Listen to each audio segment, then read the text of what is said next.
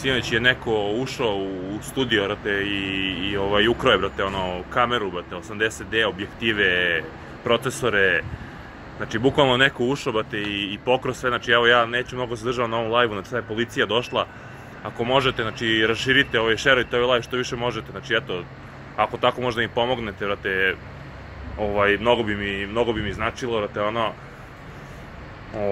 inače, pričao sam, vidim da sad pišete idiotluke, opet pričao sam sa Muđom i Ćaletom, znači, izgladili smo sve, znači, to je najmanji problem u cijeloj priči, nismo se razumeli, tako da, eto, znači, ako znate, ne znam se, znači, mrtav sam ozbiljan, ako vidite negde, znači, na oglasima 80D,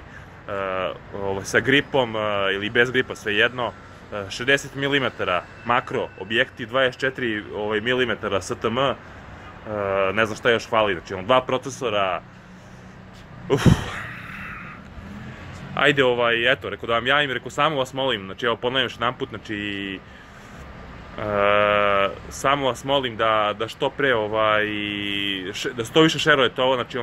to je sad jako bitno, znači, što više šerujete ovo, znači, gde god možete šerujete ovo, znači, eto, nikad vam ne tražim ništa, znači, za uzvrat, znači, ali eto, prvi put vam tražim u životu, tražim nešto od vas da uradite za mene, znači, eto, molim vas. Znači, očajan sam, jer to mi je oprema s kojom snimam. Prekinulo se na Viberu, znači, uglavnom šerujte što više volite, znači, što više volite, šerujte ovo i to je to, eto. Evo sad, evo, zove me Slunović, ajde, vidimo.